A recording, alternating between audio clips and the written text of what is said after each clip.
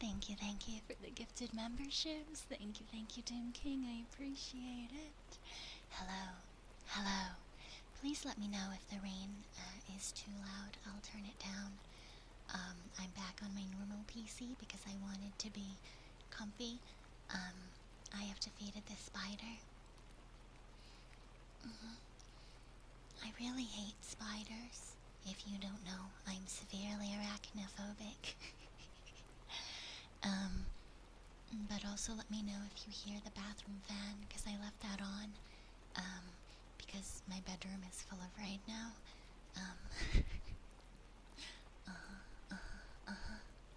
Yeah, I did not throw at the body, it lives on the floor now. And I know it's for sure dead. You know what's annoying? Spiders play dead. They play dead. And it's stupid and I hate it.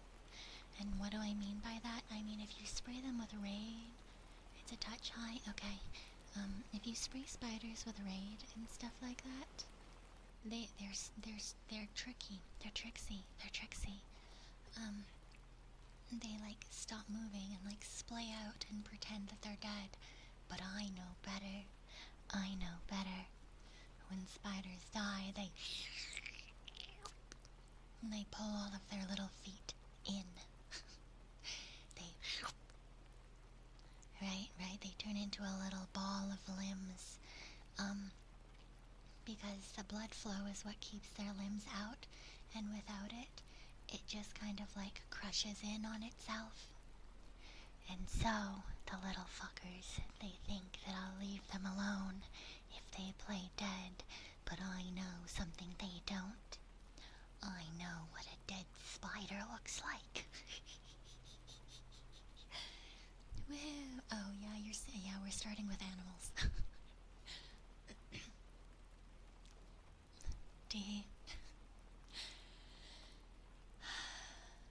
Welcome to ASMR Wikipedia Reads, where I read stupid Wikipedia articles, and we're all just little weird guys together. Spiders are bros, though. They are certainly bros when they are not in my fucking house. As soon as they're in my fucking house, they deserve to die.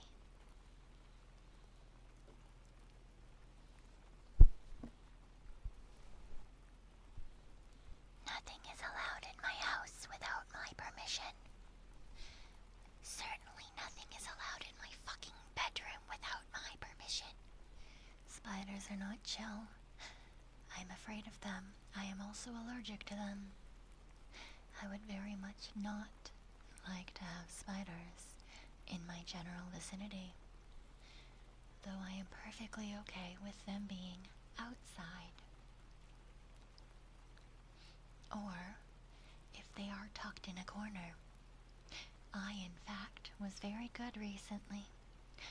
I found a spider and I didn't kill it, because it stayed in the same place, and it didn't move for a couple of days, and I was like, lovely, it's found a home. It's in the very, very corner of the living room where I never go. That's fine. And then it fucking moved, so it had to fucking die.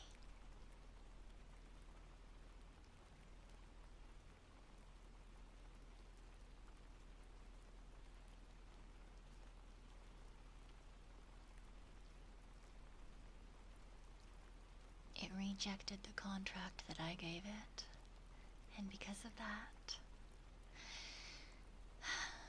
it had to be raided. It, in fact, the little fucker, moved into my streaming area. Bitch, you fucking thought. Absolutely not. But now there is raid on my carpet. There's also raid in my bedroom, and I'm gonna have to clean that before I just leave it there. So, you know, it is what it is. It is what it is. Murder, murder, murder, murder. Wee-hoo. Wee-hoo. Alright. Let's Let's look at these silly little ASMR Wikipedia articles. Oh, you know what I realized? I should probably move these, hey? Let me move this to the other side. And then move myself over here.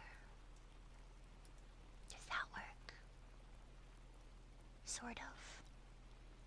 That sort of works.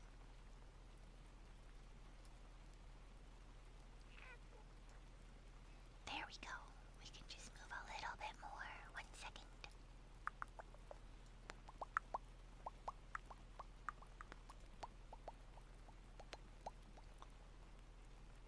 There we go. I definitely don't need more spiders, thank you very much. I have killed multiple in the last couple of weeks. I don't appreciate them. I don't like them. I really don't want to have to get more raid. I feel like I have inhaled an medically not insignificant amount of raid in the last couple of years.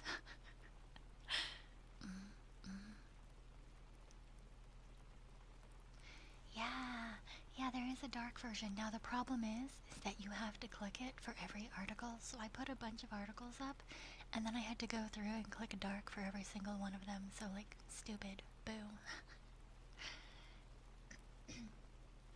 But let's start with Mary the elephant.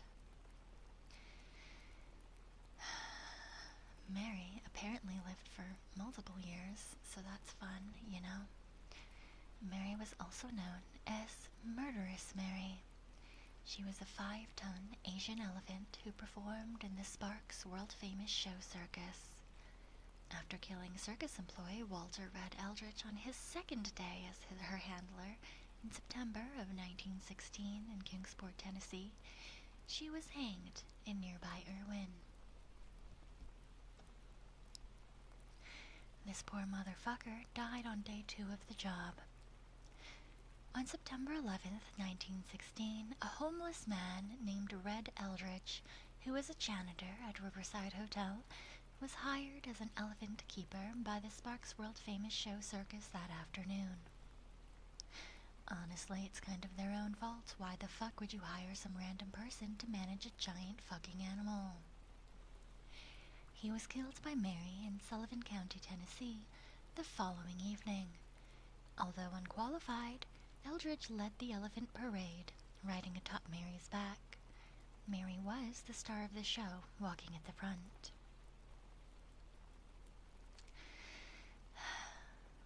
Poor baby girl. There have been several accounts of his death.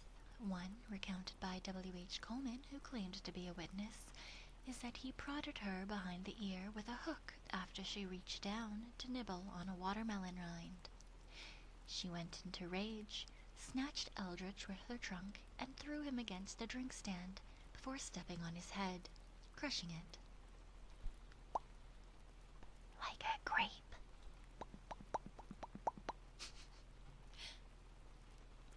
A contemporary newspaper account from the Johnson City staff said that Mary collided its trunk vice-like around Eldridge's body, lifting him 10 feet in the air, then dashing him with fury to the ground. And with the full force of her beastly fury, is said to have sunk her giant tusks entirely through his body.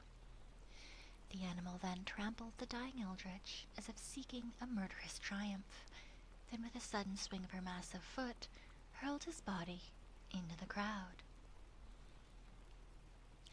The details of the aftermath are confused in a maze of sensationalist newspaper stories and folklore. For example, the aforementioned newspaper account described Mary as impaling Eldridge with her tusks, despite female Asian elephants lacking tusks. Most accounts indicate that she calmed down afterwards and did not charge the onlookers, who began chanting, "Kill the elephant, let's kill it." Those little fucks, she should have gone after them too, those little motherfuckers. Within minutes, local blacksmith Hench Cox tried to kill Mary, firing 5 rounds with little effect.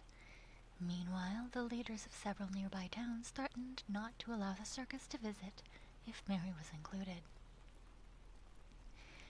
The circus owner, Charles Sparks, reluctantly decided that the only way to quickly resolve the potentially ruinous situation was to kill the wounded elephant in public. In what fucking world is that a good idea?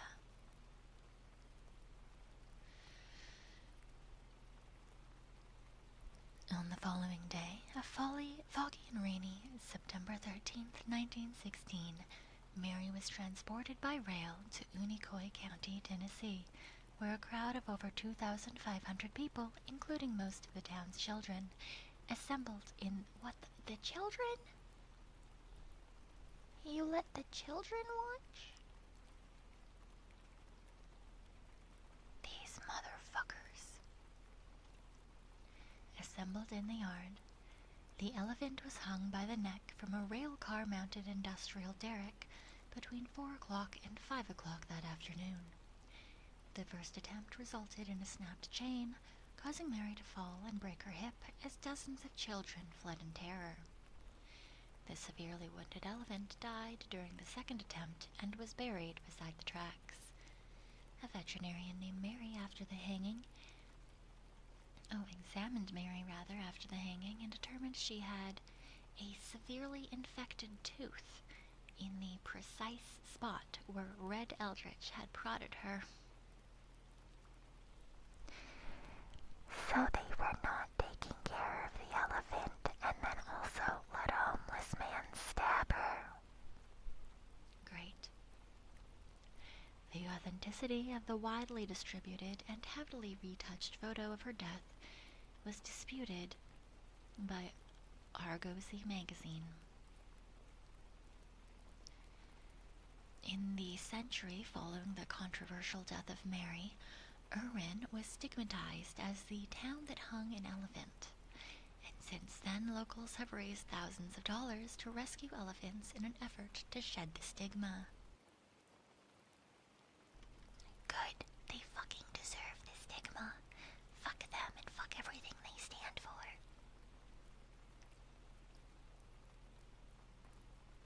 Motherfucker. She was just a little guy. She was just a little guy. You're so sad.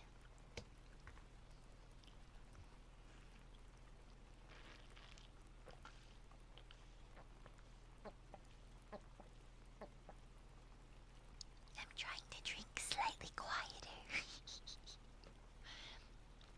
I think it kinda worked, but not really.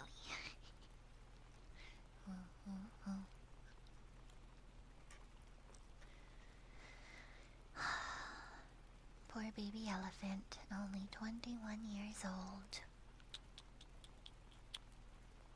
Baby, thank you for the hydrate.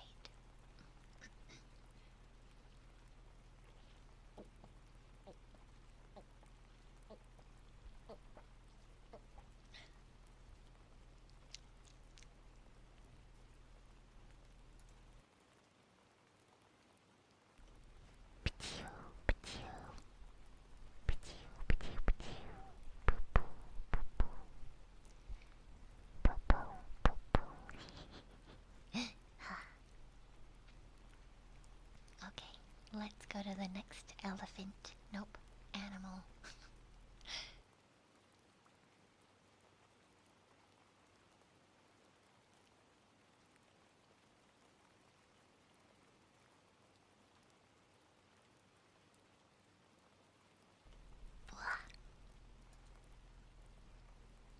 Not elephant, animal. I misspoke.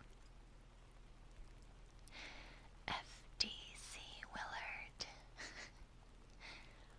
F.D.C. Willard was the pen name of Chester, a Siamese cat, used on several papers written by his owner, J.H. Hetherington, in physics journals. On one occasion, he was listed as the sole author. In 1975, the American physicist and mathematician Jack H. Hetherington of Michigan State University wanted to publish some of his research in the field of low-temperature physics in the scientific journal Physical Review Letters. A colleague, to whom he had given his paper for review, pointed out that Hetherington had used the first-person plural, we, in his text, and that the journal would reject this form on submissions with the sole author. Rather than take the time to retype the article to use the singular form or bring in a co-author, Hetherington decided to invent one.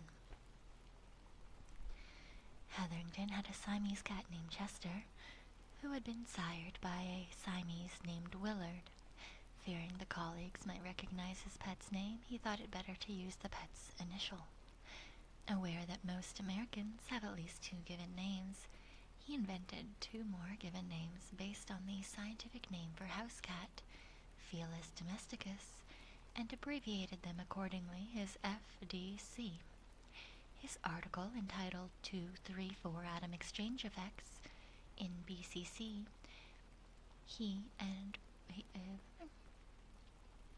written by J.H. Hetherington and F.D.C. Willard, was accepted by the Physical Review and published in number 35 of November in 97. Nope, 75. Why the fuck did I just make up I just fucking made up a goddamn date. What? Apparently I can't read numbers. Hetherington had a Siamese cat. Nope, I just read that.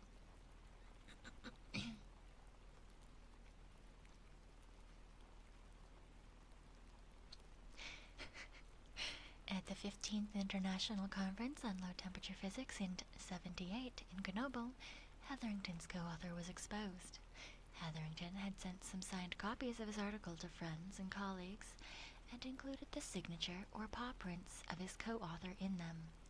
Later, another essay appeared, this time solely authored by F.D.C. Willard, entitled Le Helium-3 Solide, une antiferromagnétique nucléaire, published in French in September 1980 in the French popular science magazine L'Oreterie.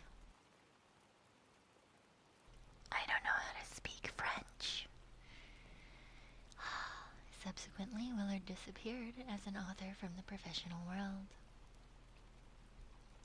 The unmasking of Hetherington's co-author on the Physical Review essay, which was frequently referenced, caused co-authorship to become world famous, or this particular one. The story goes that when inquiries were made to Hetherington's office at Michigan State University, and Hetherington was absent, the callers would ask to speak to the co-author instead. Give me the cat. Meow.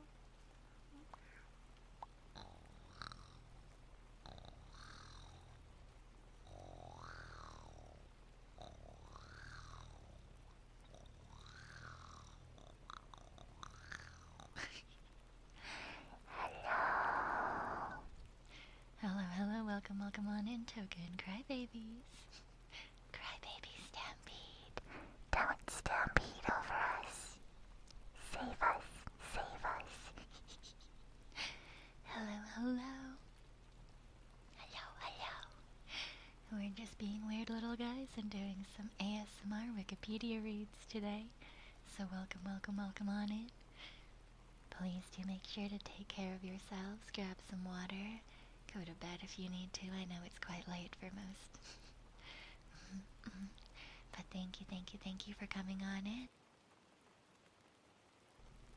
Hi, Toka. Hello. Yes, hello. My name is Pekoe, your one and only super cool ghostly raccoon. And today we're being little guys. We're just being little guys. We're learning. Learning is important. Learning. Chad, she wants to step on me. Chad, what do I say? Chad, she wants to step on me. Do you think she'll pull my hair too?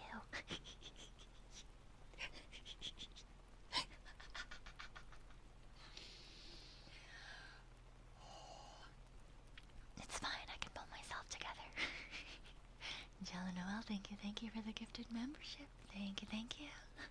Don't get greedy. I can be greedy if I want to, right? You say yes, Mommy? Yes, Mommy Toga.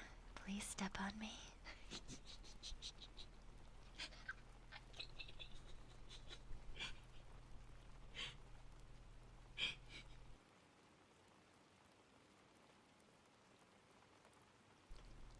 Sorry, I've got it together. It's fine, don't worry about it.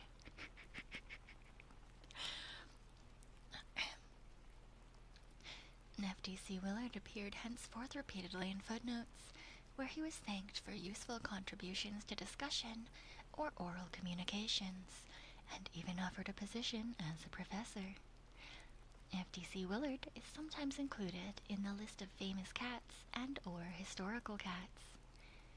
As an April Fool's joke, the 2014 American Physical Society announced that cat-authored papers, including the Hetherington Willard paper, would henceforth be open access. Papers of the APS usually require submission or membership for access, whereas the Hetherington Willard paper is labeled free to read.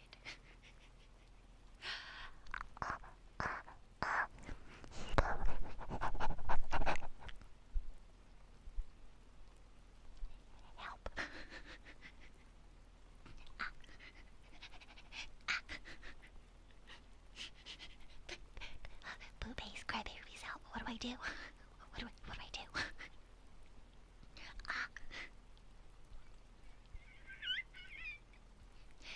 I also love education. Education is wonderful. I think it's great to try to learn one new thing every single day, even if that thing is a useless piece of knowledge. For example, yesterday I learned about, western hook-nosed snakes, and then I told the boobies about it. Because apparently, they fart in defense. I think technically the real term is they, cloacal pop.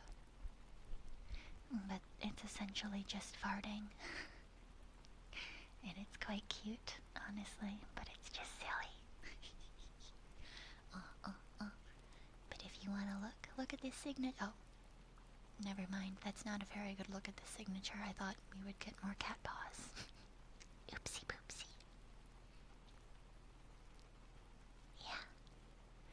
Yeah, I played a video of them farting yesterday. It's very cute. What do you mean you're trying to forget that part? It was worth it. Anyway, F.D.C. Willard was apparently the first cat to co-author and author a physics paper. So, you know, oh my god, Noodles, no. What do you mean? What do you mean you're my little cloacal pop? No. You're not my soda pop. You're not my cloacal pop. Do not. Stop it. Stop it. Bad. Bad. Bad. Bad. And that's where women's farts go. They go to the snake. Maybe that's what it is. And they all just go to the snake.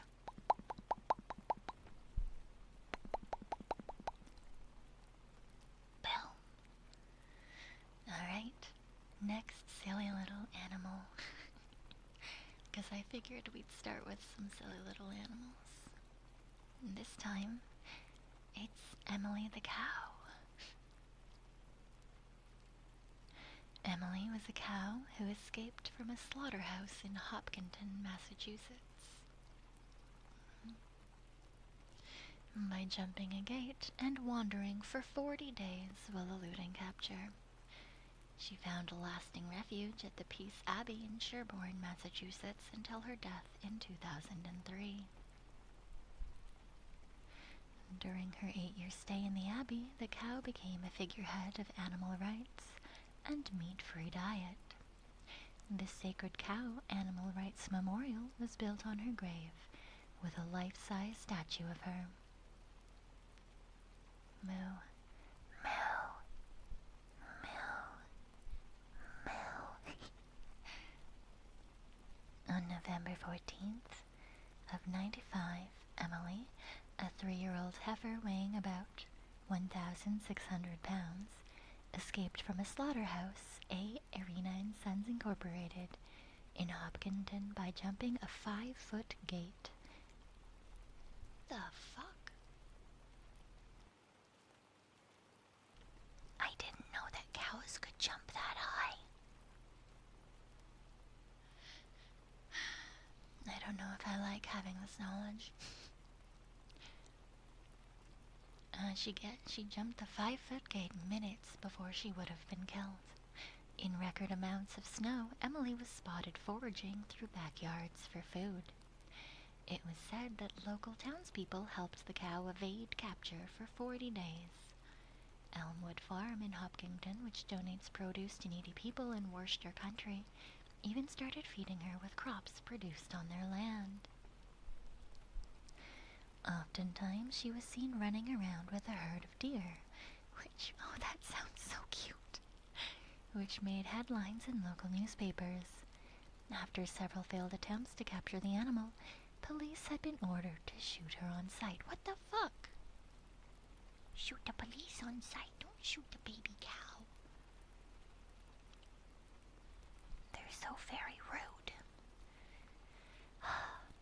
Although the slaughterhouse set a bargain price of $350 on the cow initially, the cow was later purchased from the slaughterhouse by the Randa family for $1, who brought Emily to live in sanctuary at the Peace Abbey on Christmas Eve. Aw, Christmas miracle.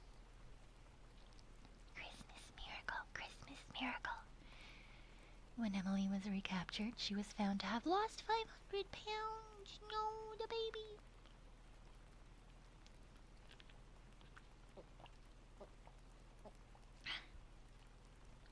She lost 500 pounds during her 40-day ordeal. It was given veterinary treatment. Thank you for the hydrate.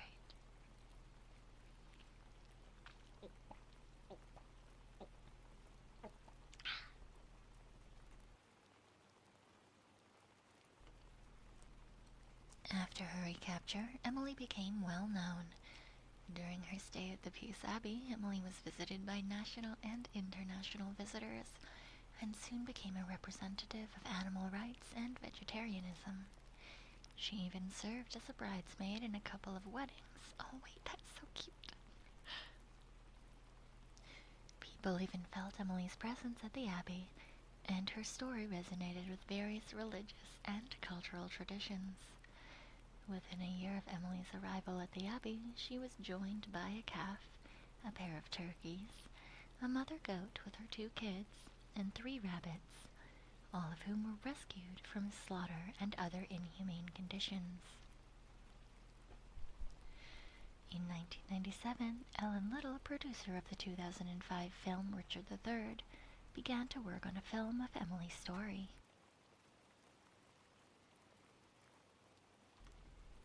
But then, why have we never heard about it? I'm sad. Have a good night, Rainer. Or Raingar. Why did I can't read today. Death and Memorial. Emily suffered from uterine cancer, purportedly a side effect of RBGH from her days on the dairy farm, and died on March 30th, 2003. A week before her death, Emily was visited and blessed by Krishna Bhatta, a local Hindu priest from the Lakshmi Temple in Ashland, Massachusetts, who placed a golden thread around her leg and one through the hole in her ear that once held the number tag when she arrived at the slaughterhouse. Emily was burned at Peace Abbey on April 2nd. Oh, buried, not burned. She was not burned, she was buried. On April 2nd, 2003, between statues of Mother Teresa and Mahatma Gandhi. What? What do you mean there were statues of Mother Teresa and Mahatma Gandhi? And a cow. Megan Lewis Randa commissioned artist Lado Gojabidze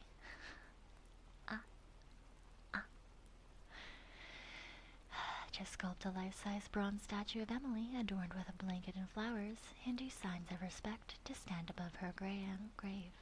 The 2,300-pound statue was unveiled on Earth Day.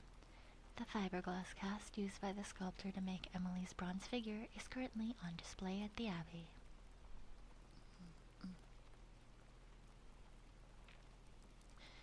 After Emily's death, hair clippings from her markings on the forehead and tail tip, traces of her blood, and a piece of golden thread placed through her ear by the Hindu priest were released into the Ganges River in India in April of 2003. Wow! That's actually really interesting given that she was an American cow. Huh. That's kinda neat. In 2007, Lewis and May Granda compiled the life story of Emily into a 288-page book titled A Story of Emily the Cow, Bovine Bonifas, published by Author House, which collects local and national news coverage on Emily, starting from her bid to freedom in 1995 to her death from cancer in 2004.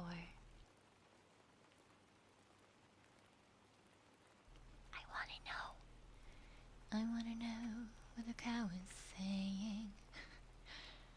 Emily the cow, vegetarian activist.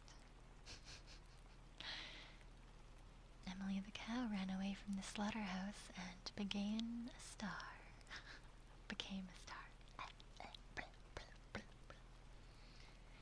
I wonder if Cow Aunt knows the story. I don't know. I'll have to ask her. I don't know. Well, I think that's all of the animal stories that we have for today. But we have one more silly little guy before we get a little odd. Oh, Waverly. Have a good night, Waverly. Get some good rest. Pizza Pacaya. Pizza Pacaya is a pizza restaurant in San Vincent, Pacaya, Guatemala. The restaurant is known for using Pacaya, an active volcano, to cook its pizza. Pizza Pacaya was founded by Mario David Garcia,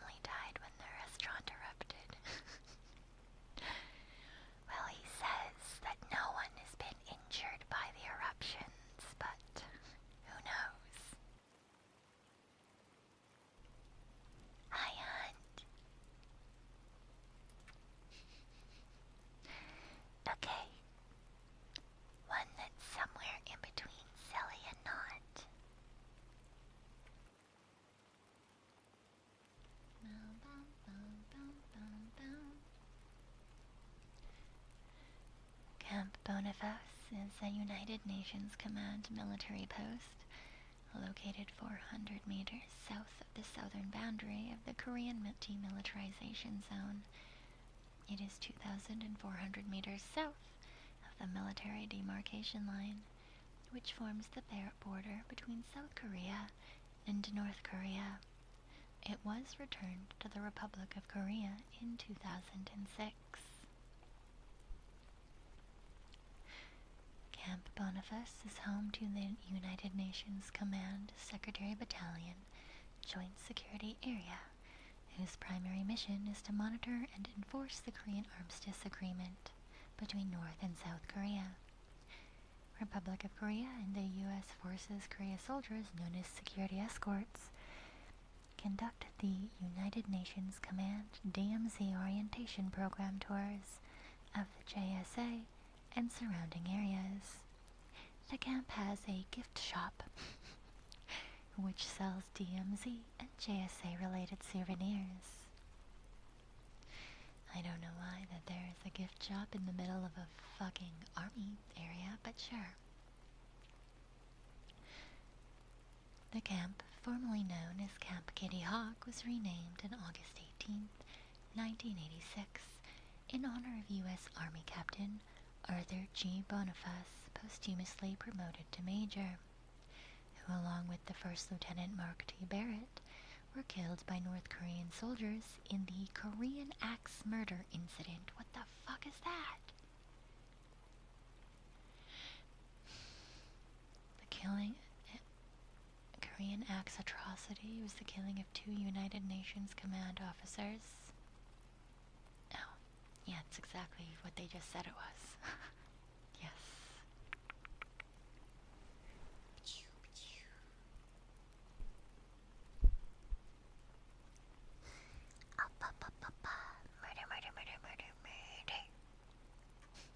And now for the reason I put this in here other than the gift shop.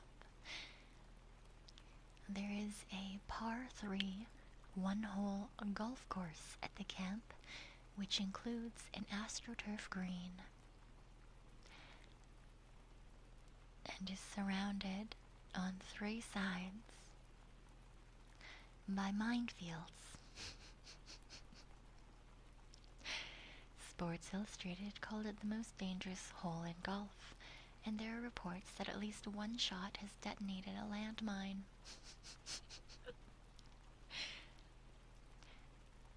Kevin Sullivan of the Washington Post reported in '98 that Camp Bonifas was a small collection of buildings surrounded by triple coils of razor wire just 440 yards south of the DMZ.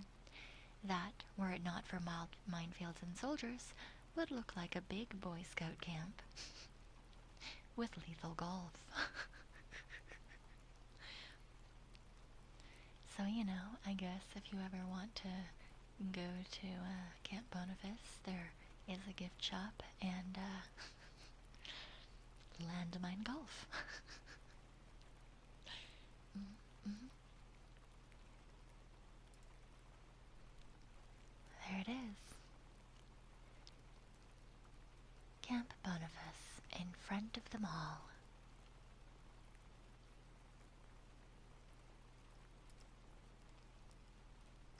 For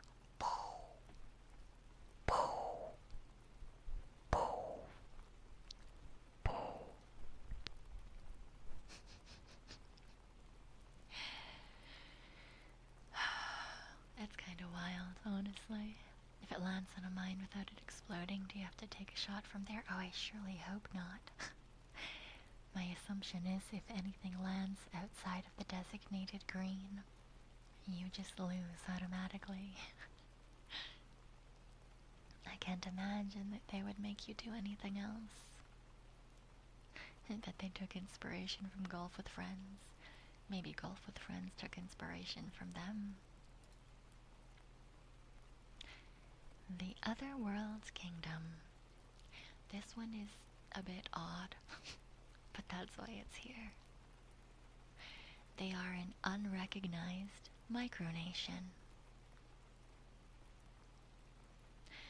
The Otherworld Kingdom was a large commercial BDSM and femdom facility, resort, and purported micronation ruled in the style of absolute monarchy and matriarchy, which opened in 1996 using the buildings and grounds of a 16th century chateau located in the municipality of Cerna in Sazevo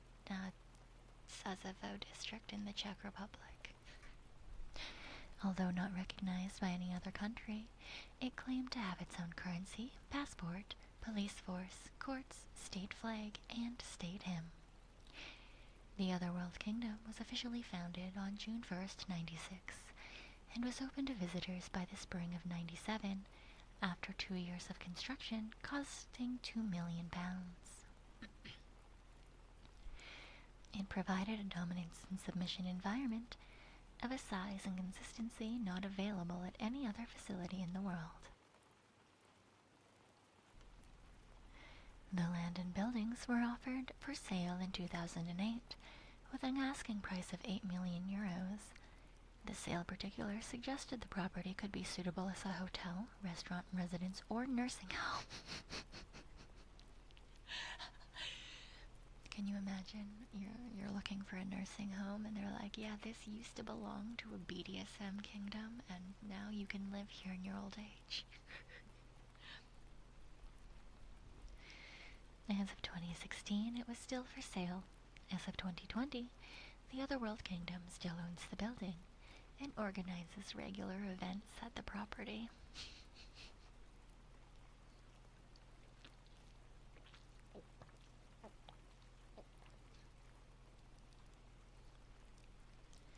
On May 24th, 2016, Queen Patricia I created the Womania Empire, and that's a stupid name, and started a fundraiser to acquire land that would serve as the headquarters for the organization. Thank you for the hydrate.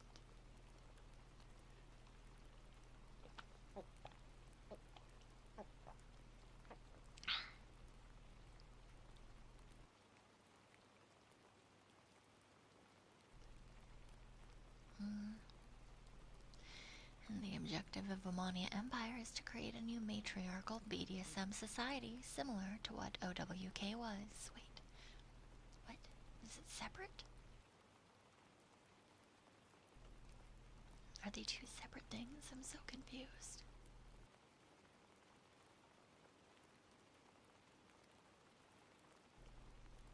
Whatever.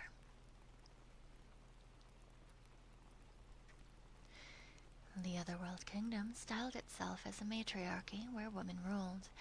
It also had strong BDSM and female dominance themes. The state's goal was stated as to get as many male creatures under the unlimited rule of superior women on as much territory as possible.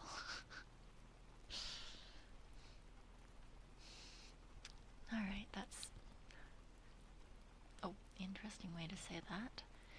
The OWK had always billed itself as a state.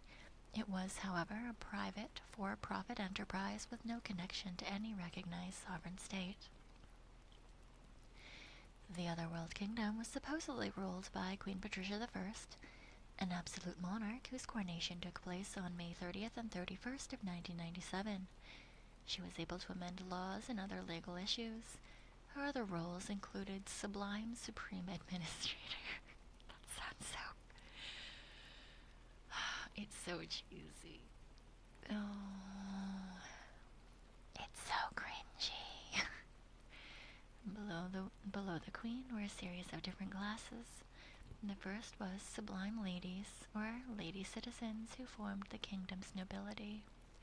To become a citizen, a woman had to fulfill certain criteria. These were: they must reach the age of consent. They must own at least one male slave.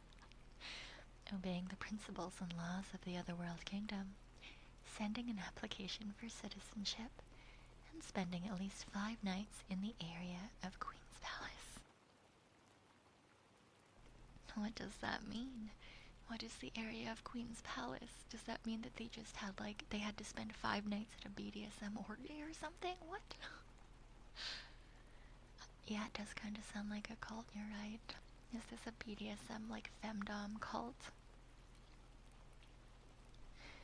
The next class was the Queen's subjects. These were men who followed otherworld kingdom law, obeyed the Queen, and paid her taxes, but had some rights, such as freedom to travel, own property, and deal with such property, have children, change employment, enterprise, and state his opinion.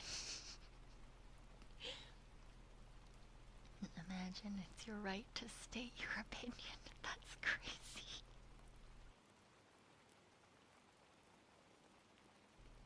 The lowest class was the slave class.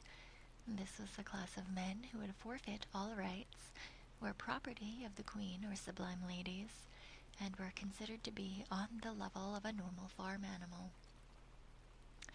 Although I'm near certain that it's probably that they were sex slaves and not anything else. The type of stuff me and buddies come up with as a joke, but it's not. Yeah, right? Jesus Christ. This site was 3 hectares in area, with several buildings, a 250-meter oval tract. Did they, like, fucking take their men for walks? What? A small lake and grass lawns. The main building was the Queen's Palace, which was the residence of the monarch, and contained a banqueting hall, library, throne room, torture chamber, schoolroom, gym, and extensive basement prison, the cells of which could be hired. Additional visitor accommodation was provided in the longhouse, including the Countess Elizabeth Bathory chambers, complete with 2 torture chambers. The building also contained a swimming pool, pub, restaurant, and the Wanda nightclub. Have a good night, Kansu. The outdoor facilities were supplemented by a sawdust-covered indoor riding hall and stables. What the fuck?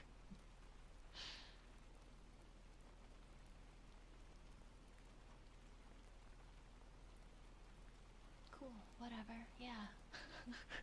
Sounds like a great tourist spot.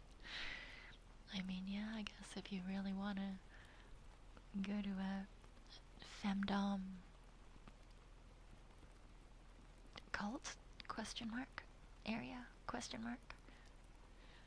Sure, yeah, wonderful.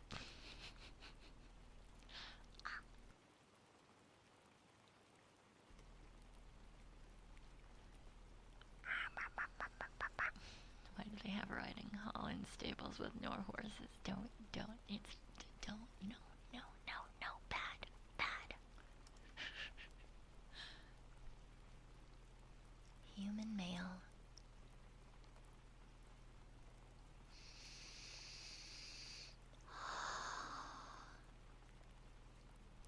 Human mail is the transportation, not M-A-L-E, M-A-I-L, is the transportation of a person through the postal system, usually as a stowaway. While rare, there have been reported cases of people attempting to travel through the mail. Henry Brown, age 42, an African-American slave from Virginia, successfully escaped in a shipping box sent north to the free state of Pennsylvania in 1849. He was known thereafter as Henry Box Brown. Among his many human mail stunts in the 1890s, Austrian tailor Hermann Zeitung mailed himself in a box from New York to the World's Columbian Exposition in Chicago, arriving on July 28, 1893. 4 days earlier, another Austrian, Ignaz Lefkos, did the same.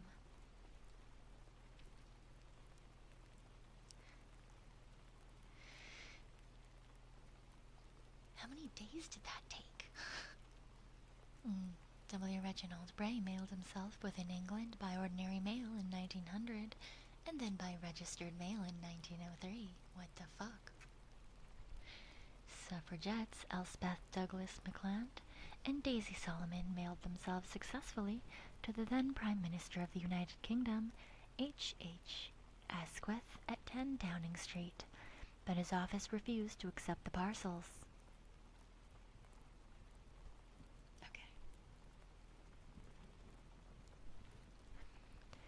Meg Spears mailed himself from Heathrow Airport, London to Perth Airport in Western Australia in 1964.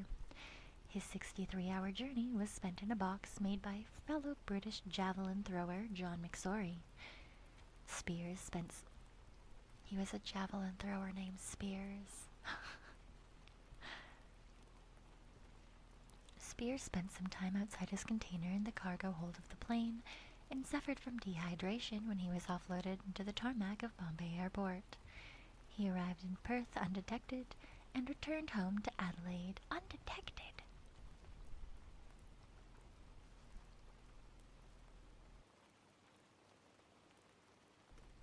Undetected is crazy. In 1965, Brian Robson posted himself from Australia to the United Kingdom. This seems to be the thing that happens. These are the places that do it the most often, it seems. He was discovered in the US when in transit and sent back to London. The journey took 4 days, with the box repeatedly being stored upside down. 2 men, Paul and John, assisted him in the trip by nailing the box shut. Charles McKinney, aged 25, shipped himself from New York to Dallas in a box in 2003.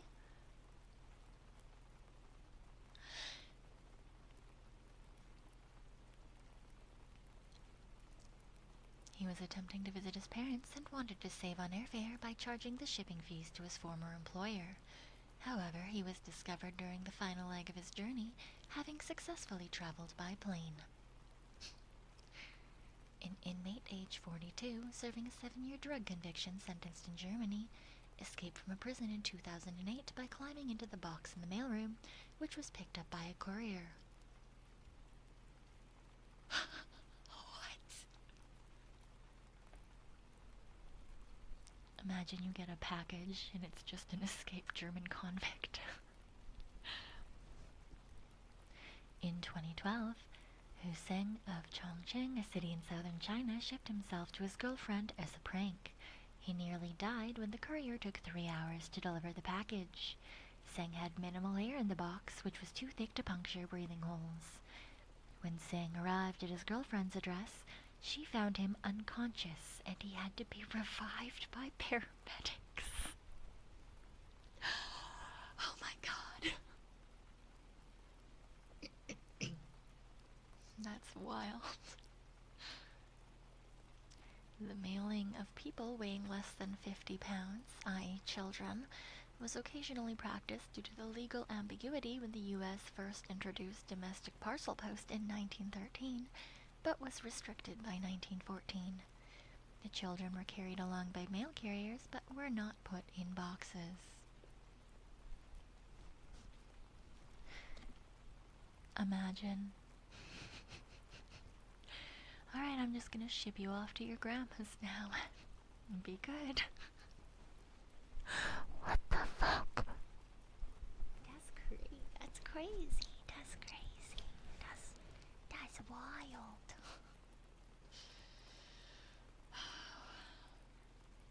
Wild. Insane. Yeah, package for you. Just like a random fucking 5-year-old. Here you go.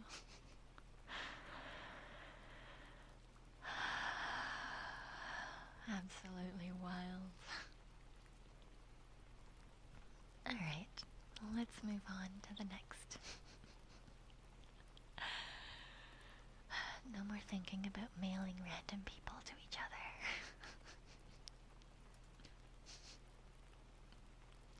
Here's a vaguely cursed one. Slightly more than vaguely cursed, honestly. Have a good night, Doom King. Get some good rest.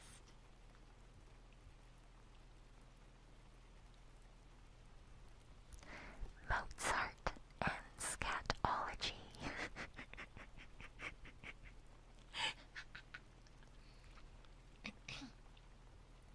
Tee.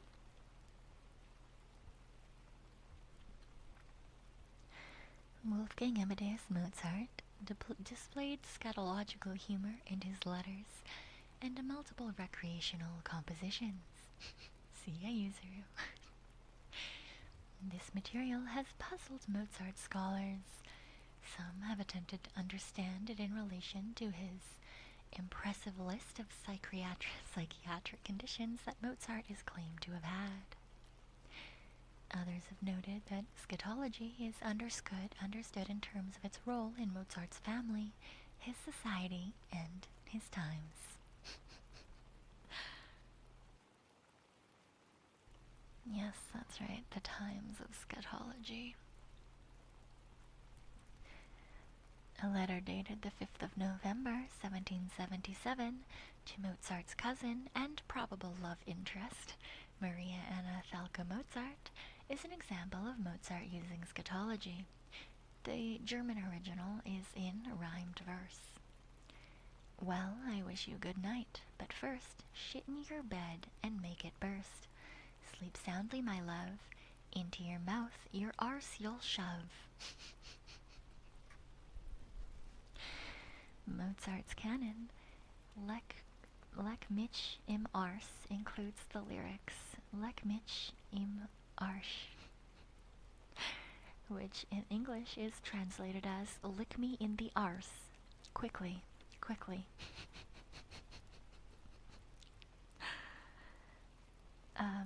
Lick mich in Arsch is standard vulgarism in German, euphemistically called the Swabian salute, although contemporary German would rather say lick mich am Arsch. The closest English counterpart is kiss my ass.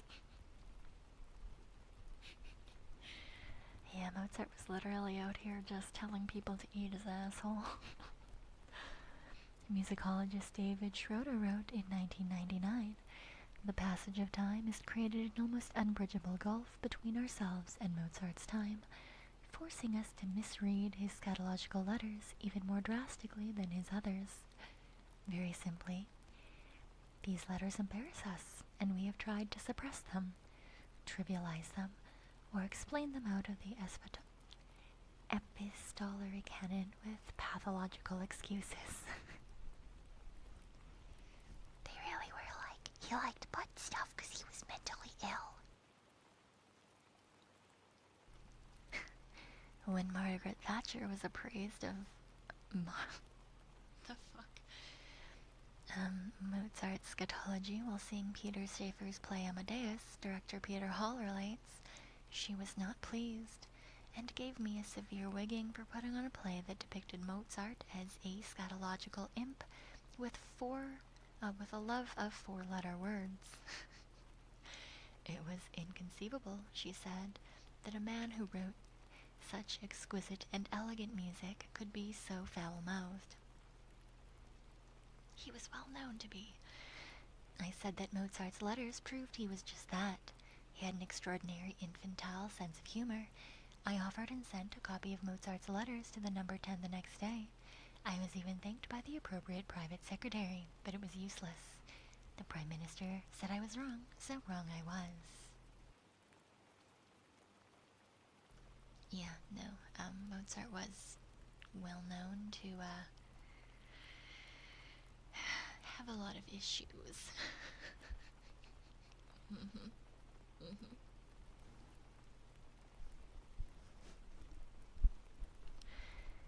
Benjamin Simkin, an endocrinologist, estimates that 39 of Mozart's letters includes scatological passages. Almost all of these are directed to Mozart's own family.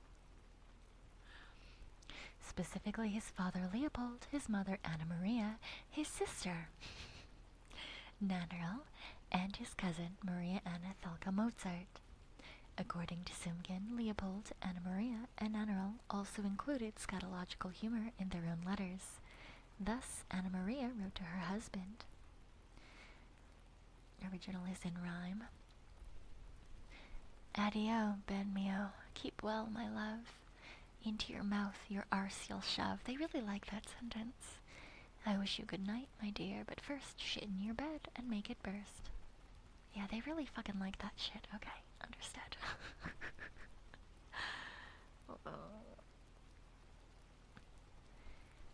Even the relatively straight-laced Leopold used scatological expression in one letter. Several of Mozart's scatological letters were written to Maria Anna Thelka Mozart, his cousin and probable love interest. These are often called basal letters, after the German word, a diminutive form meaning little cousin. In these letters, written after Mozart had spent a pleasant 2 weeks with his cousin in her native Augsburg, the scatology is combined with wordplay and sexual references. With your cousin. American academic Robert Spathling's rendered a translation of part of the letter that Mozart sent on the 5th of November.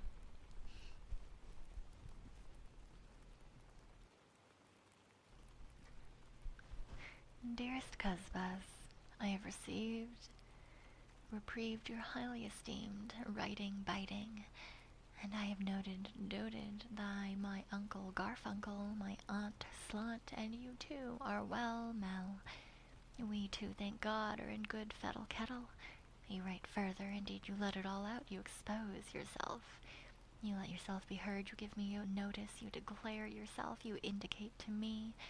You bring me the news, you announce unto me, you state in broad daylight, you demand, you desire, you wish, you want, you like.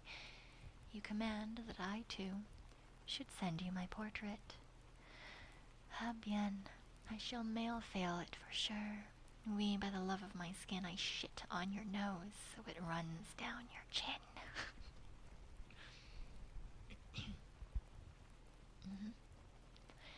One of the letters Mozart wrote to his father while visiting Augsburg reports an encounter Mozart and his cousin had with a priest.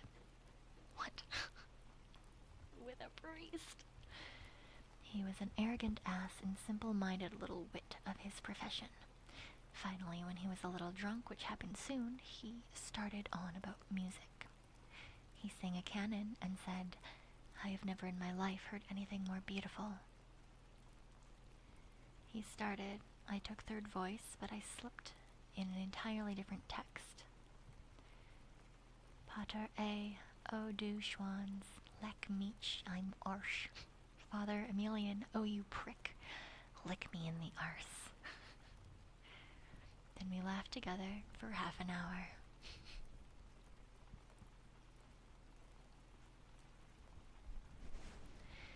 Mozart's scatological music was most likely recreational and shared among a close group of inebriated friends.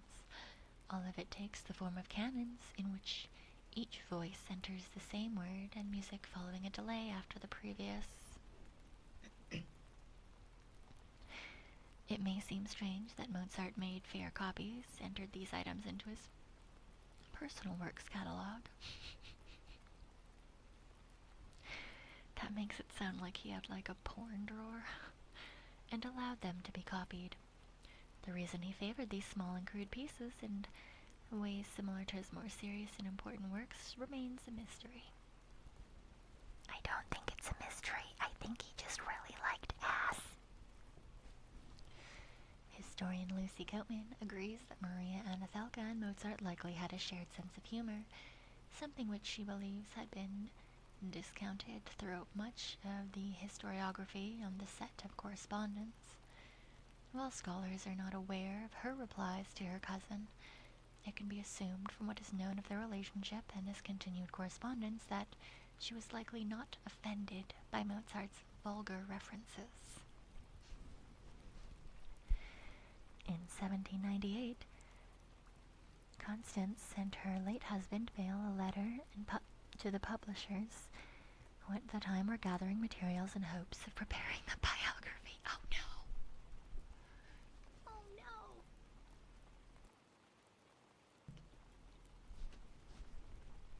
Can you imagine you're trying to write a biography about a really famous musician and you get a whole bunch of letters that make it clear that he was banging his cousin and he really liked shit. She wrote, although in dubious taste, the letters to his cousin are full of wit and deserve mentioning, although they cannot, of course, be published in their entirety. K. Alterman suggests that this ambivalence is the result of the change in taste and the refinement spreading to and in the rising middle class. Yeah, Mozart was not a refined gentleman. To be fair, a lot of people who are now famous were not refined gentlemen in their time. For example, Shakespeare.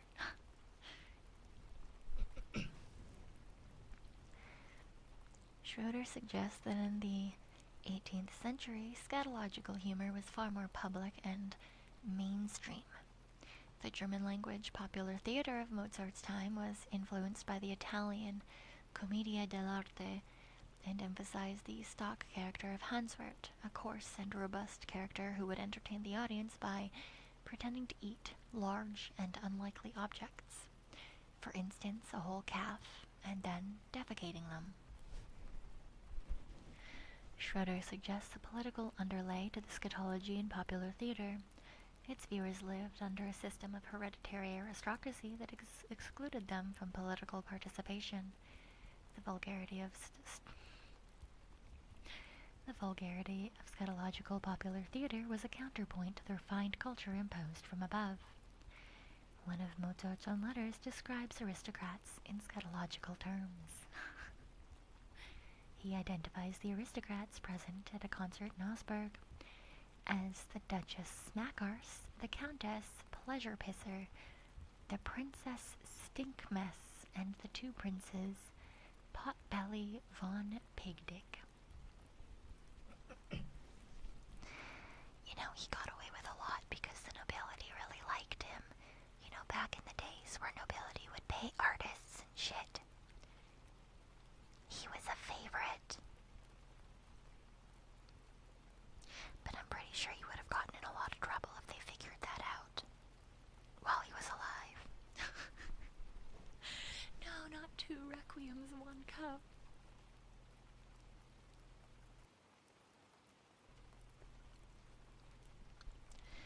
The folklorist and cultural anthropologist Alan Dundas suggested that the interest in or tolerance for scatological matters is a specific trait of German national culture, one which is retained to this day.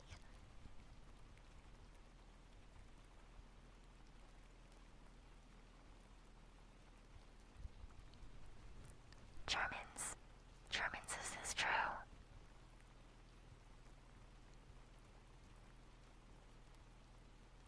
Do I need to renounce my German heritage?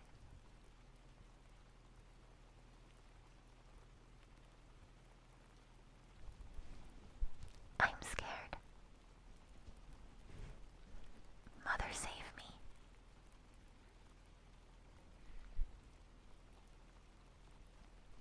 In German folklore, one finds an inordinate number of texts concerned with anality. Shit, dirt, mist, manure, and ass, and other locutions are commonplace. Folk songs, folk tales, proverbs, folk speech all attest to the Germans' long-standing interest in this area of human activity. I'm not claiming that other peoples of the world do not express a healthy concern for this area, but rather that the Germans appear to be preoccupied by such themes. It is thus not so much a matter of difference as it is of degree. Dundas provides ample coverage of scatological humor in Mozart, but also cites scatological texts from Martin Luther, Johann Wolfgang von Goethe, Heinrich Heine, and others who helped shape German culture.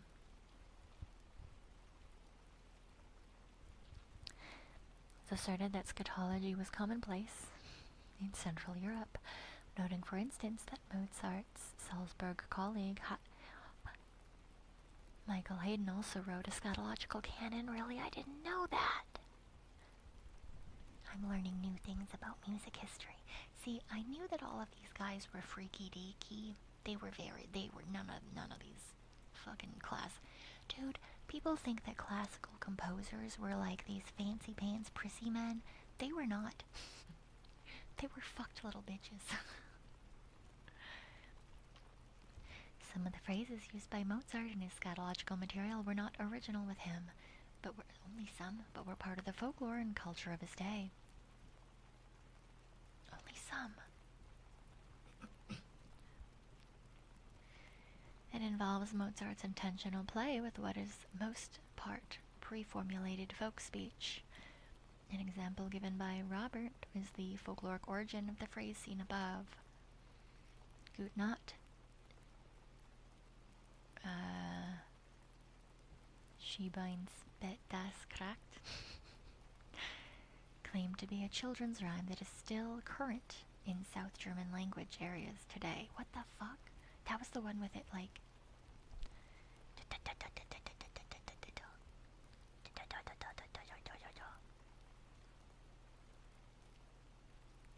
Which one was that? It was the one that was like, yeah, shit in your bed and make it burst, right? So it apparently was a German thing, but also even more so a Mozart thing. Okay.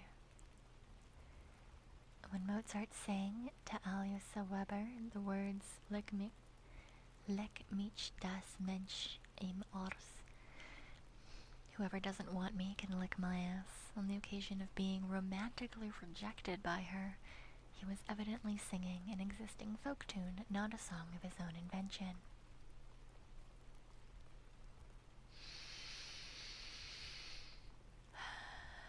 Zweig sent copies of the letters to the psychiatrist Freud with the following suggestion. These 9 letters throw a psychologically very remarkable light on his erotic nature, which, more so than any other important man, has elements of infantilism and coprophilia. It would actually be a very interesting study for one of your pupils. Freud apparently declined Zweig's suggestion. As Schroeder notes, later psychobiographers seized on the letters as evidence for the psychopathological tendencies of Mozart. Some authors in the 1990s interpreted the material as evidence that Mozart had Tourette syndrome. What the fuck?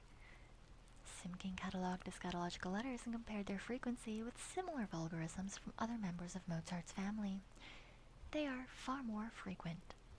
The scatological materials were combined by Simkin with biographical accounts from Mozart's own time that suggested that Mozart had tic characteristics of Tourette syndrome. His claim was picked up by newspapers worldwide, causing an international sensation, and internet websites fueled the speculation. German psychiatrist Thomas Kammer states that the work proposing Mozart had Tourette syndrome had been promptly and harshly criticized. The critical commentary asserts both medical misdiagnosis and the errors of Mozart's scholarship. Kramer concluded that Tourette syndrome is an inventive but implausible diagnosis in the medical history of Mozart. Evidence of motor tics were found lacking, and the notion that involuntary vocal tics are transferred to the written form are labeled problematic. Neurologist and author Oliver Sacks published an editorial disputing Simkin's claim, and the Tourette Syndrome Association pointed out the speculative nature of the information. No Tourette Syndrome expert or organization has voiced concurrence that there is credible evidence to conclude that Mozart did indeed have Tourette's. Although some websites list Mozart as an individual who had Tourette's or OCD, it's not clear from the descriptions of his behavior that he actually had either. Goatman, who supports a social and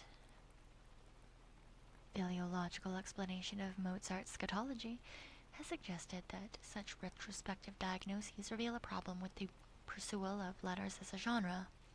Following ethicist Osamu Muramoto, she states that retrospective diagnosis can be challenged not only as an episystemic level, but also on the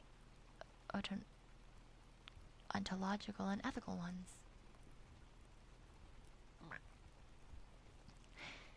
She notes that by projecting modern sensibilities back onto the letters, scholars from a range of fields have failed to understand historical context and language usage of 18th century Salzburg, and indeed, the personality of Mozart.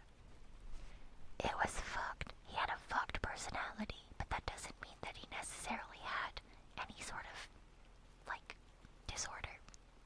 He could have just been a fucked person.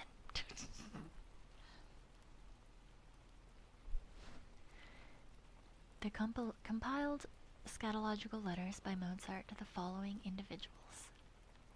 He sent 20 letters talking about shit and ass to his dad, 6 to his mom, 6 to his lover cousin, 4 to his sister, 1 to his, 6 to his wife, 1 to his mother, 1 to his mother and sister, 1 to his friend, and 1 to another friend.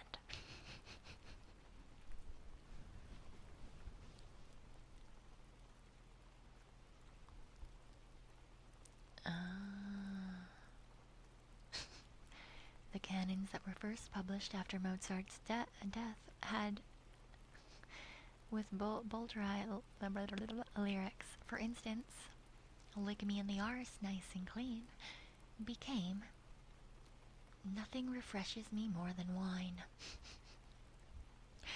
In some cases, only the first line of the original scatological lyrics is preserved. The following list is ordered by number. Lick Me in the Arse for 6 voices. It was first published as Let Us Be Joyful. Lick My Arse Right Well and Clean was first published as Nothing Pleases Me More Than Wine. The music of this canon was once thought to be by Mozart, but was shown later that it originally had Italian words. The work was most certainly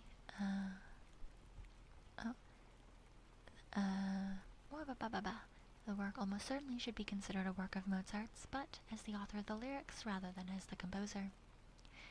In the heat of summer I eat what? I eat ass, probably.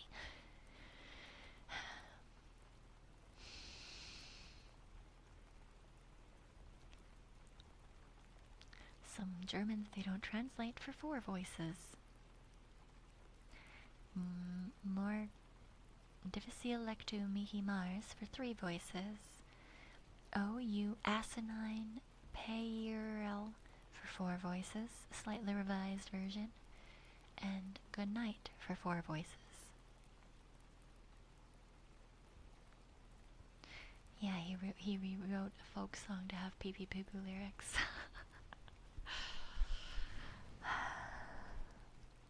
Yeah, so there you have it. Now you know about Mozart's ass-loving tendencies, ? Mozart's really interesting in general, just like as a person. If you're ever really bored and you just want to learn things, a lot of like well-known composers have really interesting lives. Not just because they're like musical geniuses, but because they're just a lot of them are fucked up people. Like, not necessarily bad. They're not necessarily bad people. They're just weird. Which, makes sense because, there's that line, what is it? Like, there's a thin line between genius and insanity or whatever. Yeah. Very, very good at what they did. Also just wild. What do you mean you hate me? Don't you like learning new things? I love learning new things. It's so fun. Like, I bet if we clicked this,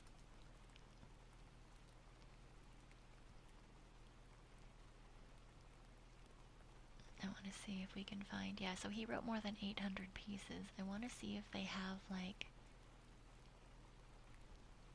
a part about how weird he was.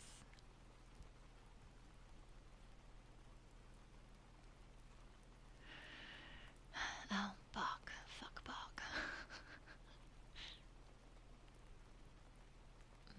Oh yeah, I do love that he... Yeah. He just did some weird shit. Employment at the Salzburg court.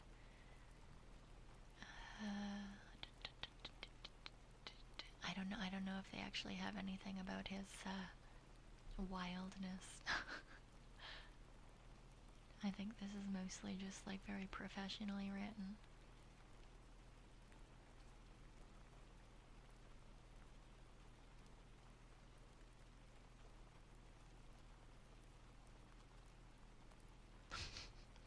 Yeah, okay, so now you listen to this.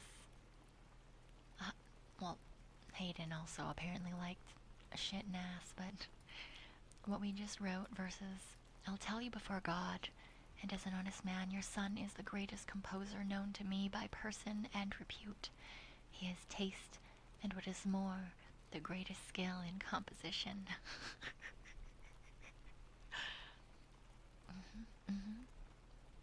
Yep.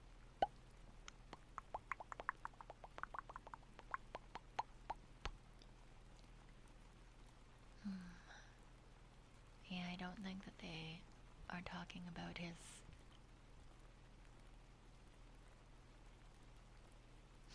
Yeah, he had really big eyes, apparently.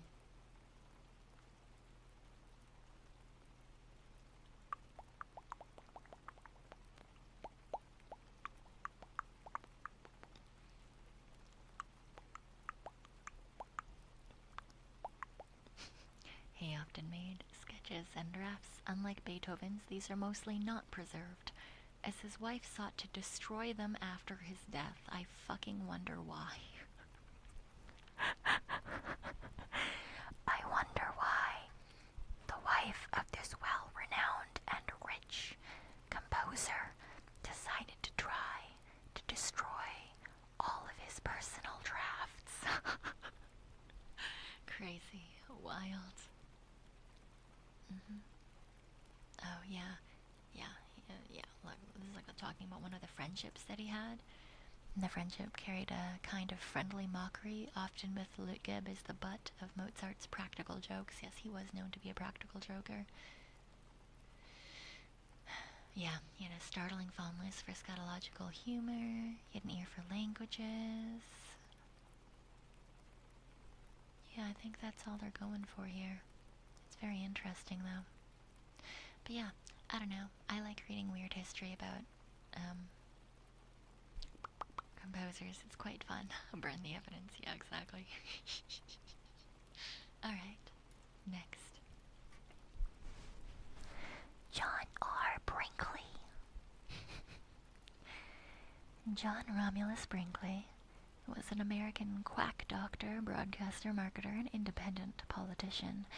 He had no accredited education as a physician and bought his medical degree from a diploma mill. He became known as the goat gland doctor after he achieved national fame, international notoriety, and wealth through the xenotransplantation of goat testicles into humans. Although Brinkley initially promoted this procedure as a means of curing male impotence, he later claimed that the technique was a virtual panacea for a wide range of male ailments. Brinkley operated clinics and hospitals in several states and was able to continue practicing medicine for almost 2 decades, despite his techniques being thoroughly discredited by the broader medical community. He was also an advertising and radio pioneer who began the age of Mexican border blaster radio. Although he was stripped of his license to practice medicine in Kansas and several other states, Brinkley, a demagogue beloved by hundreds of thousands of people in Kansas and elsewhere, nevertheless launched 3 campaigns for Kansas governor, 2 of which were nearly successful. Brinkley's rise to fame and fortune was as quick as his eventual fall was precipitous. At the height of his career, he had amassed millions of dollars, but he died nearly penniless as a result from the large number of malpractice, wrongful death, and fraud suits.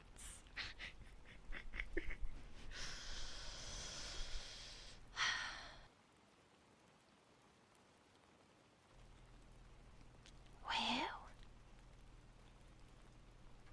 early life. Brinkley was born to John Richard Brinkley, a poor mountain man who practiced medicine in Northern Carolina and served as a medic for the Confederate States Army during the American Civil War. Brinkley Sr.'s first marriage was annulled because he was underage. After he reached adulthood,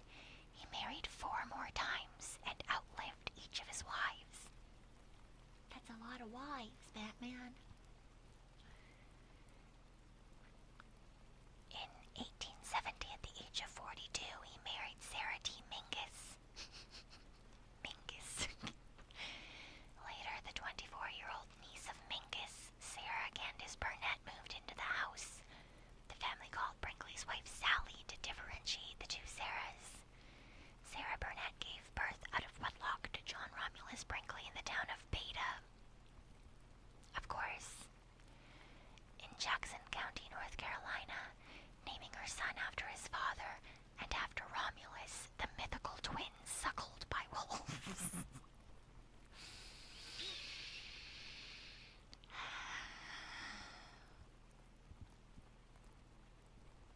When you're naming your child after something that is suckling animals, you might have fucked up. Sarah Burnett died of pneumonia and tuberculosis when Brinkley was 5. Sarah T. Aunt Sally and John Brinkley moved with Sarah Burnett's child to East LaPorte within the same county near the Tuckasee River. The family had little money during this time.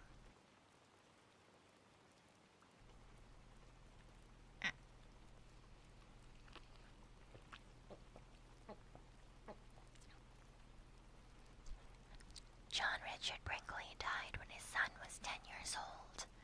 The young Brinkley attended a one-room log cabin school in the Tuckasee area. Thank you for the hydrate.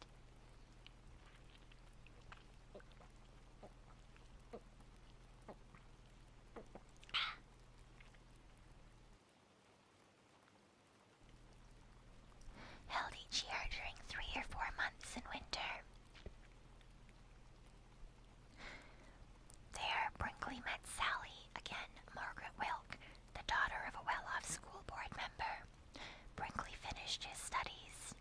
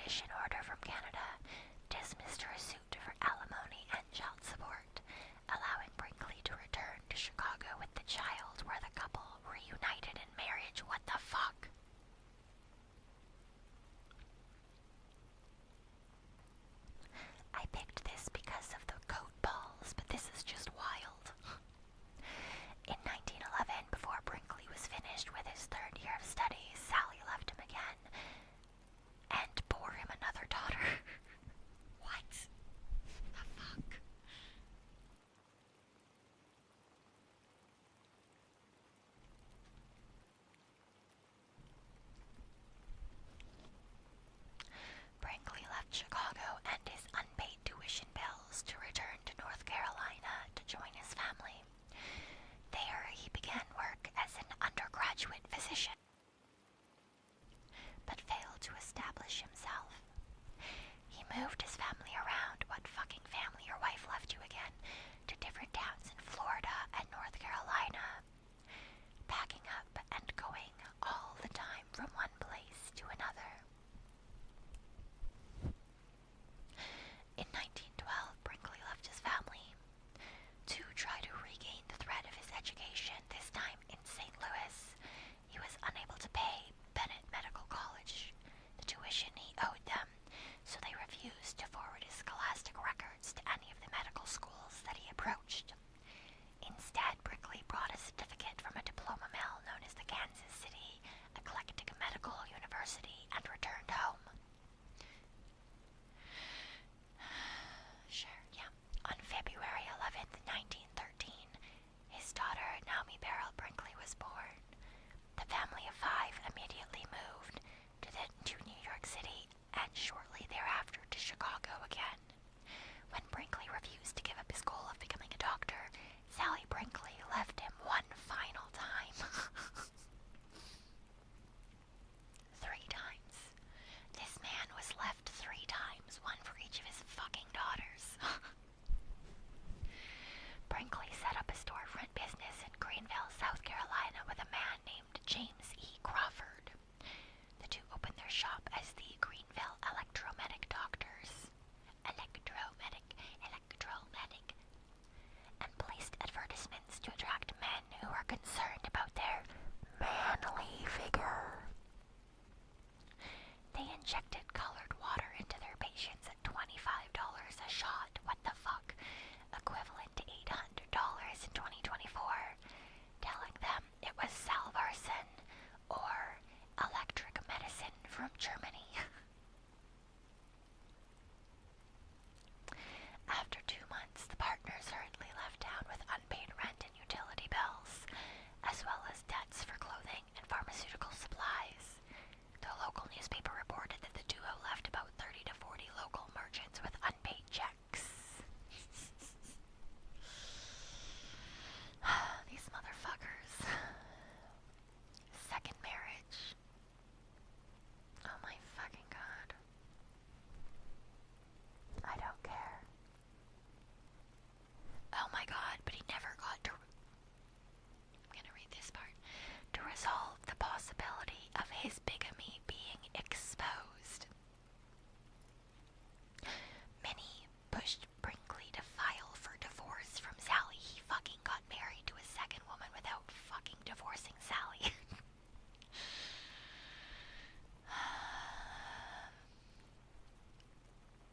4 days later, Minnie and Brinkley were married again. Brinkley had not waited the required 6 months from divorce to subsequent remarriage.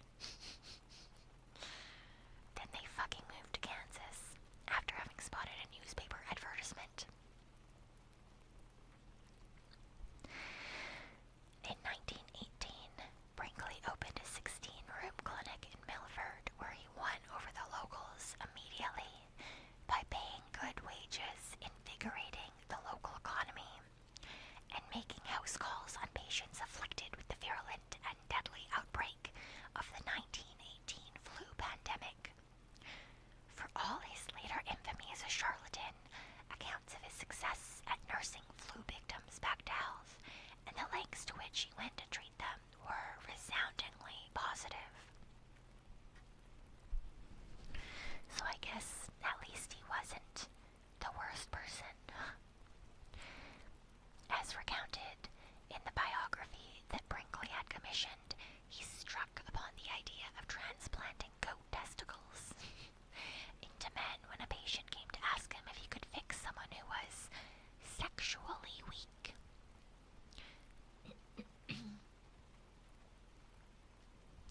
Brinkley responded by joking that the patient would have no problem if he had a pair of those goat glands in him. The patient then begged Brinkley to try the operation, which he did for $150. The patient's son later told the Kansas City Star that Brinkley had in fact offered to pay his father if he'd go along with the experiment.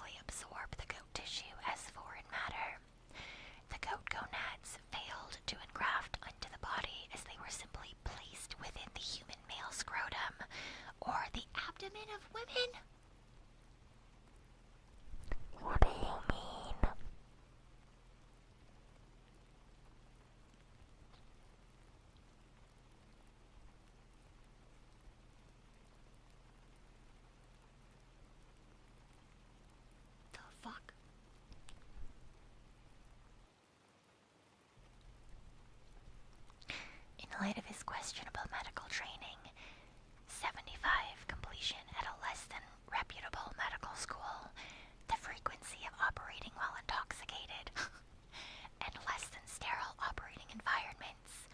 Some patients suffered from infection and an undetermined number died. Brinkley would be sued more than a dozen times for wrongful death between 1930 and 1941. I'm not gonna fucking get goat balls implanted, thank you very much. Soon after Brinkley opened up shop, he scored an advertising coup that made major newspapers come calling. The wife of his first goat-gland transplantation patient gave birth to a baby boy. Brinkley began promoting goat glands as a cure for 27 ailments ranging from dementia to emphysema to flatulence. Yeah, you fartin', man. Get some goat nuts put in your ass. The fuck? The fuck? He started direct mail plates and hired an advertising agent who helped Brinkley portray his treatments as turning hapless men into the ram that am with every lamb. His burst of publicity and his stratospheric claims attracted the attention of the American Medical Association, which sent an agent to the clinic to investigate undercover. The agent found a woman hobbling around the clinic who had been given goat ovaries as a cure for a spinal cord tumor. From then on, Brinkley was on the AMA's radar, including catching the eye of the doctor who would eventually be responsible for his downfall. I do not want goat parts, thank you. At the same time, other doctors were also experimenting with gland transplantation, including Sergei Voronov, who had become known for grafting monkey testicles into men. In 1920, Voronov demonstrated his technique before several other doctors at a hospital in Chicago, at which Brinkley showed up uninvited. Though he was barred at the door, his appearance elevated his profile in the press, which eventually resulted in his own demonstration at a hospital in Chicago. Brinkley transplanted goat testicles into 34 patients, including a judge, an alderman, a society matron, and the chancellor of the now-defunct Chicago Law School.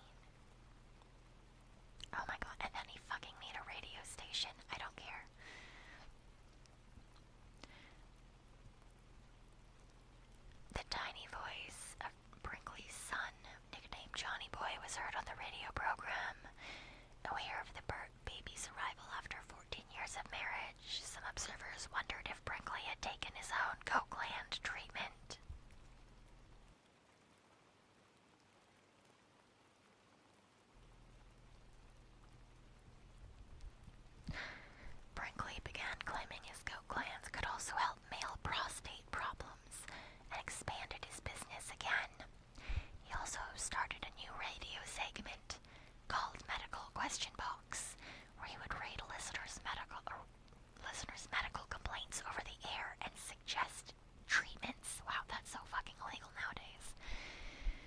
These treatments were only available at a network of pharmacies that were members of the Brinkley Pharmaceutical Association. These affiliated pharmacies sold Brinkley's over-the-counter medicines at highly inflated prices, sent a portion of their profit back to Brinkley and kept the rest. It's estimated that this generated $14,000 in profit weekly, equivalent to $11 million. No, $13 million in 2024. No, per year. Reports of patients, still, that's way too much money. Reports of patients who took Brinkley's suggestion treatments showed up sick at another doctor's office began to grow, and eventually American Co. Pharmaceuticals, whose medicine Brinkley routinely misprescribed, requested Fishman take action.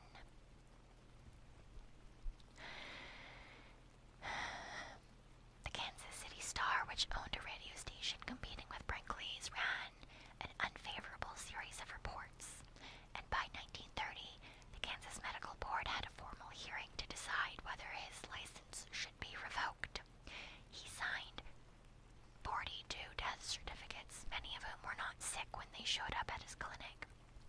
It's unclear how many more of Brinkley's patients may have become ill or died elsewhere. They revoked his license, stating that he had performed an organized charlatanism quite beyond the invention of the humble mountebank.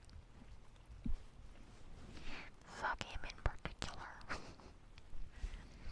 And then he decided to fucking become the governor of Kansas.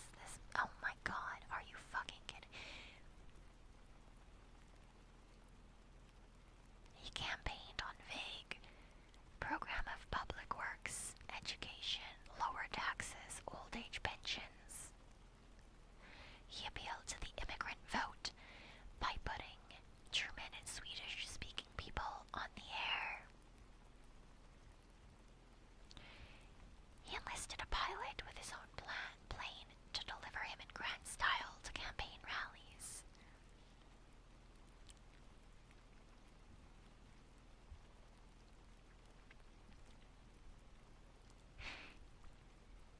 As a write-in candidate, he received more than 180,000 votes and lost to Woodring, later Secretary of War in the cabinet of President Roosevelt. An article published at the time estimated that 30,000 and 50,000 ballots were disqualified in this manner. Woodring later admitted that had those votes counted, Brinkley would have fucking won the fucking madman. That's crazy.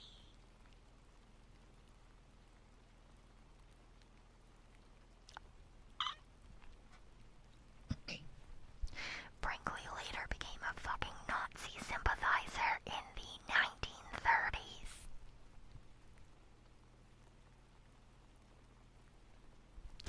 He donated $629 to the Silver Legion of America.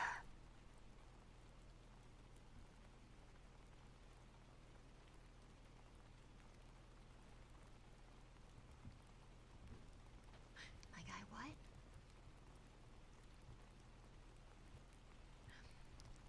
Wild that that's just a fucking footnote. They didn't do anything else there. They were just like, yeah, by the way, he was a Nazi sympathizer.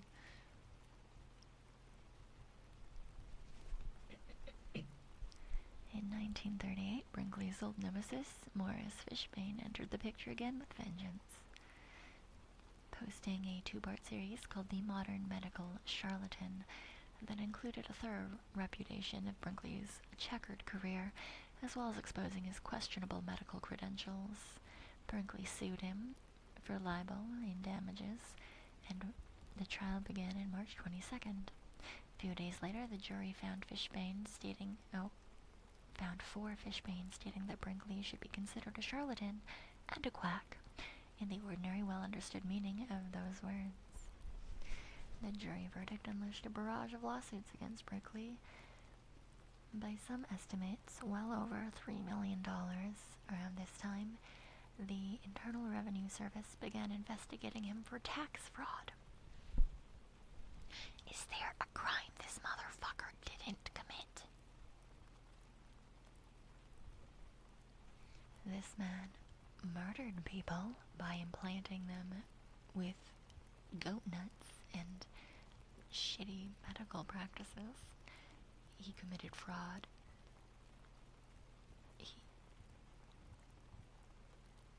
He had 2 marriages at the same time. He committed tax fraud as well as just normal fraud. What the fuck? Dude wasn't a snake oil salesman, but a goat nut salesman and many other things, yeah, right? Oh my god. He died penniless of heart failure, and the mail fraud case had not yet come to trial. He had another case coming? Oh my god. Yeah, the U.S. Post Office was investigating him for mail fraud. Oh my god. In early 2017, the bronze-winged angel atop his grave column was cut off and stolen.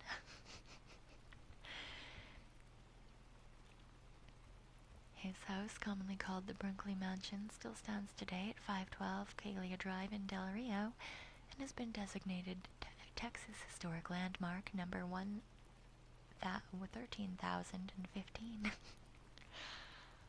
Oh my god. This man is crazy.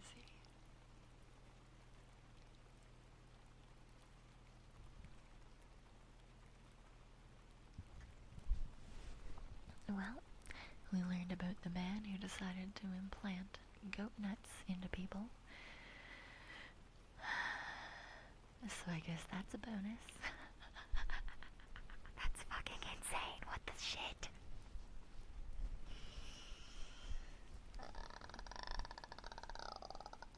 I don't understand people.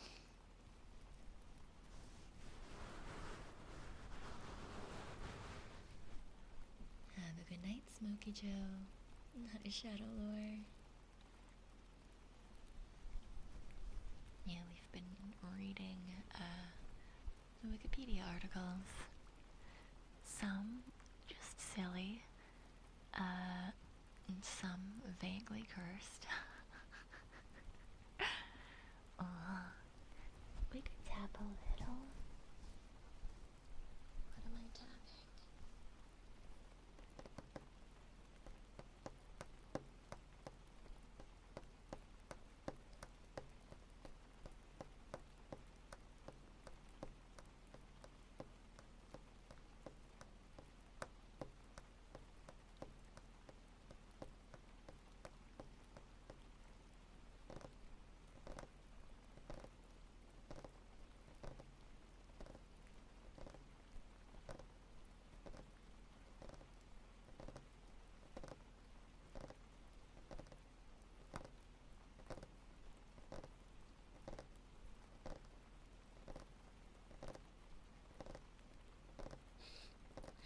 Not like a turn sign, that's crazy.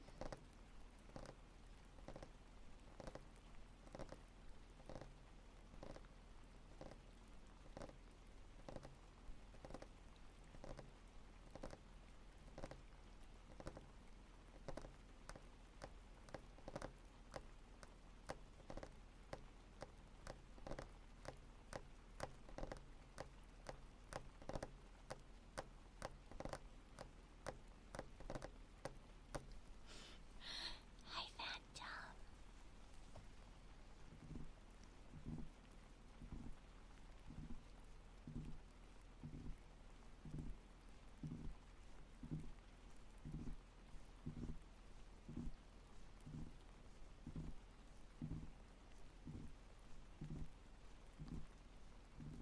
Did you dream about goat nuts?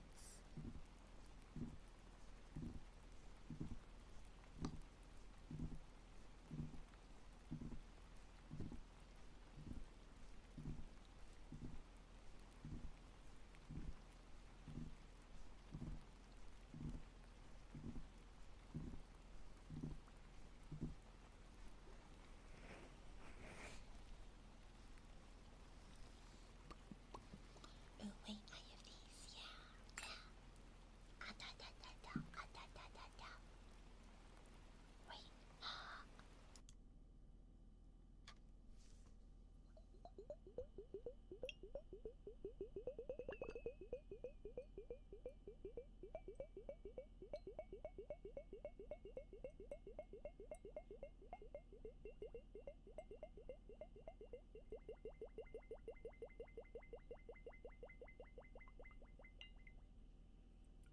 love these things.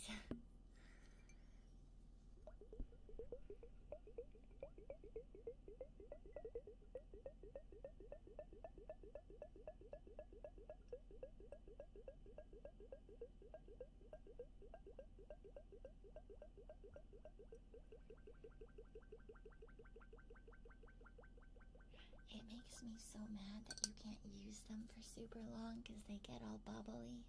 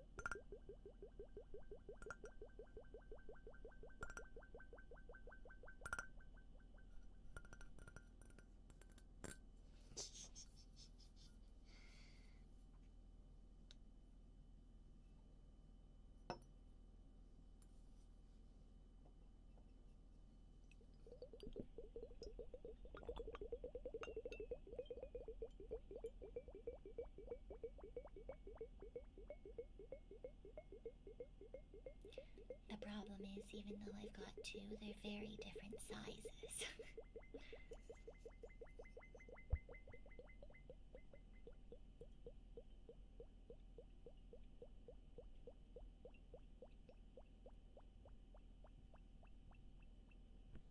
And now they're full of bubbles, so they might only work like one more time.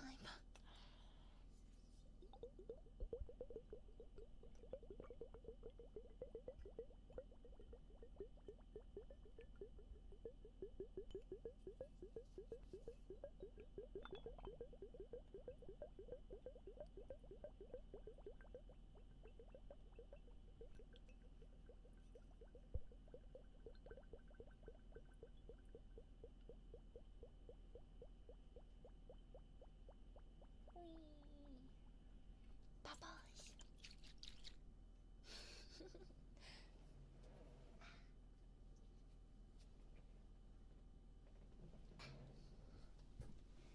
Pew, pew, pew.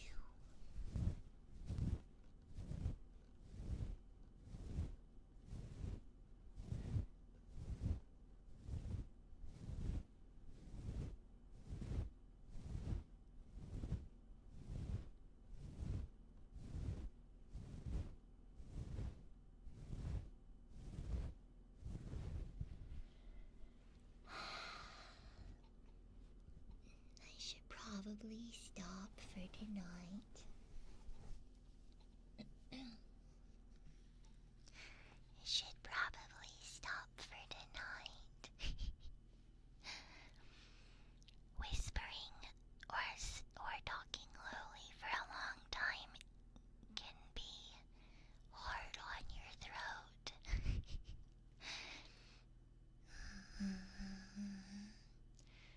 It can be quite taxing. More so than normal talking. So, I think that this is probably where we're going to call it for today. But randomly hanging out and doing more ASMR, I'm sure we'll be able to find someone on Twitch, but I'm not so sure about YouTube.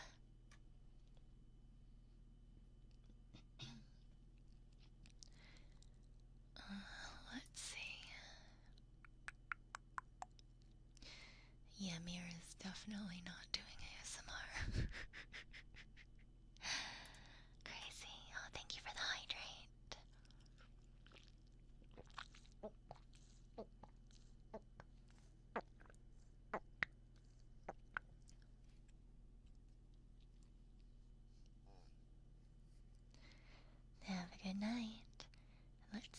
I don't see anyone on YouTube, so on this side we might just be ending. I don't see any ASMR. Okay, let me see Twitch.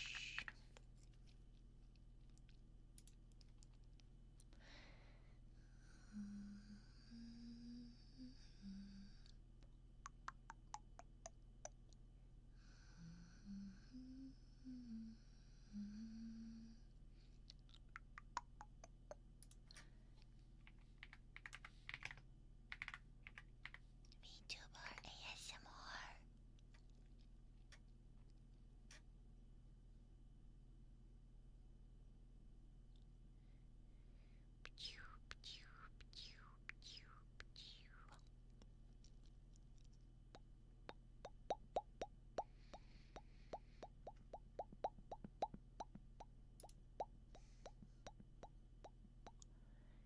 Let me see here. Who are you?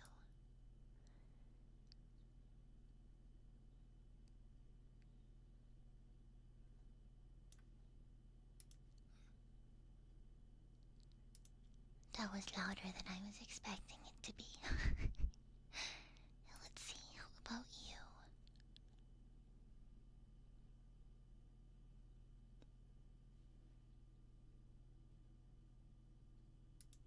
Do you guys like wet mouth noises? If you like wet mouth noises, I found a lady doing wet mouth noises on Twitch.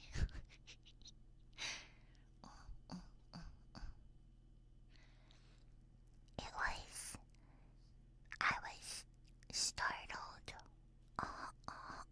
I was startled. Yes. I don't mind. Okay, then we will go there. I do not know this person, but they are doing ASMR. It's no talking, it's just, triggers. It looks like today they're doing mouth sounds. Maybe. Oh wait, is this a VOD? There's no way that they've been doing ASMR mouth sounds for 19 hours. Never mind, fuck you. Never mind, fuck you. Who's this person?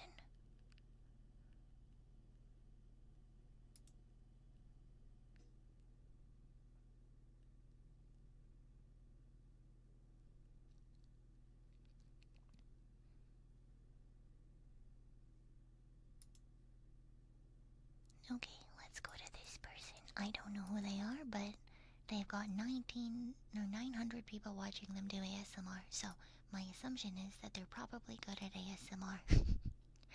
So that's where we're gonna go on Twitch. That's where we're gonna go on Twitch.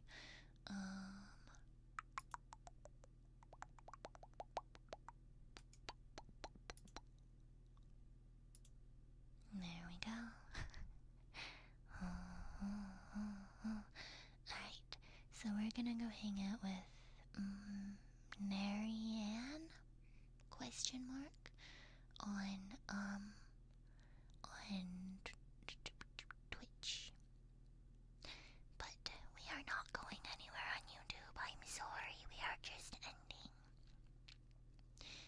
So please make sure.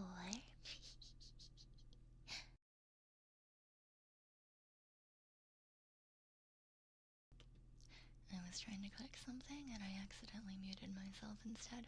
Please make sure to take care of yourself. Grab some water, some snacks, get some